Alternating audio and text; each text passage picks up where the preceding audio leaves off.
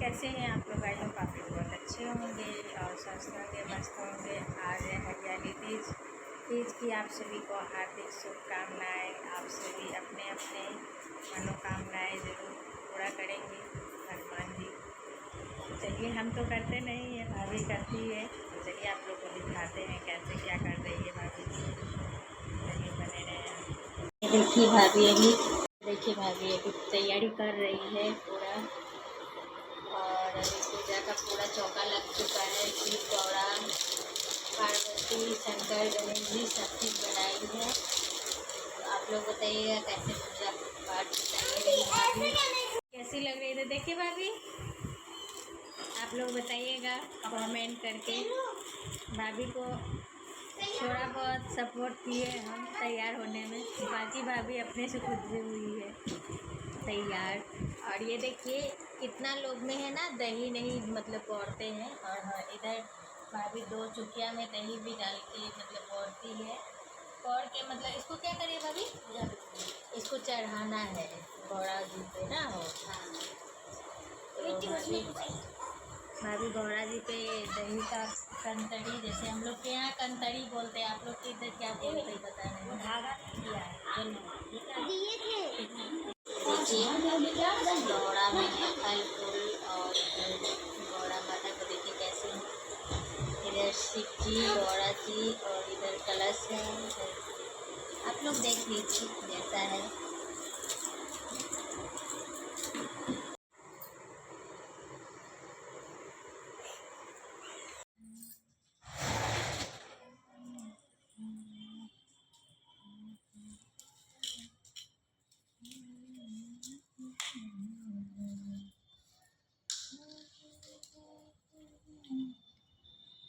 श्री हरियाली तीज की कथा।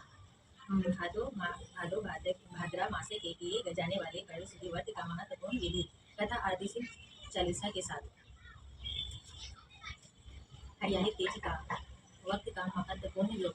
यह वक्त सर्व व्रतों में श्रेष्ठ माना जाता है, क्योंकि यह वक्त महादेव श्री पार्वती जी के भगवान भोलेनाथ को अपने पति के रूप में पाने के लिए अजानता में ही हो गया था। पार्वती को मालूम ही नहीं था कि मैं कोई व्रत कर रही हूँ, और यह व्रत के फल स्वरूप में भगवान शिव खुशी प्राप्त हुए थे। यह व्रत का नाम हरियाली तीज कैसे हुआ, यह भी एक अजीब किस्सा है। जब पार्वती जी को उसने पिता हिमालय राजी ने बताया कि उस रूप का भगवान विष्णु के साथ तय हो गया है, तब पार्वती जी ने अपनी प्यारी सखी के पास जाकर विलाप करने लगी और अपने सखी को सब बातों बता दी। तब उनकी सखी ने उसको धारण दी कि चिंता मत कर सखी, मैं तुझे ऐसे वन में ले जाऊंगी, वहाँ तेरे पिताजी तुझे ढूंढ ही नहीं सकेंगे। पार्वती को सखी उनको घोर वनों में ले गई, यानी सखी ने पार्वती को हर लिया। इसीलिए इस व्रत का नाम हरताली का व्रत प्रसिद्ध हुआ। यह व्रत करने से कुमारियों कन्याओं को मनपसंद वर मिलता है। ऐसे आराम मिलता है कि सास और ससुर और अच्छा परिवार मिलते हैं। उनके सांसारिक जीवन में कोई बाधा नहीं आता और सुख रूप से सारा चलता है कि यह व्रत मात्र कुमारी कन्याओं पति को पाने के लिए ही करती है। मन में अंधेर भाव और पूरी लगन के साथ शिव जी के चरणों में शिष्य नमकर अपनी इच्छा को प्रकट कर अगर कोई कुमारी यह व्रत करती है तो उसको अवश्य फल प्राप्त होता है, और भगवान शिव जी उसकी सर्व मनोकामनाएं अवश्य पूरी करते हैं। वक्त की पूजे विधि। हरिता तीज व्रत धारण करने वाली स्त्रियों भादो महीने को शुक्ल पक्ष का के दिन प्राप्त समय उठकर अपने नियति कर्मों से निवृत्त होकर उसके परिस्थिति तथा अवलोक के चूर्णों से निवृत्त जल से स्नान करे।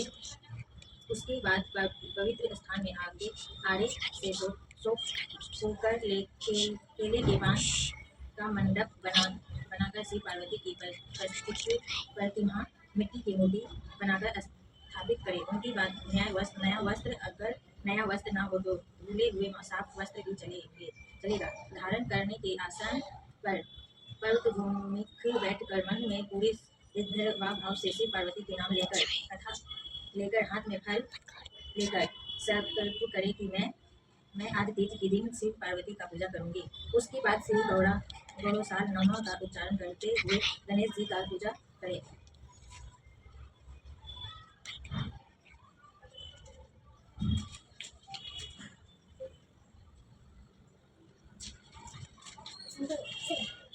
फिर फल साव नमः से वैदिक देवों का आवाहन करके कलश पूजन करे। चेनादिक संपवन करे।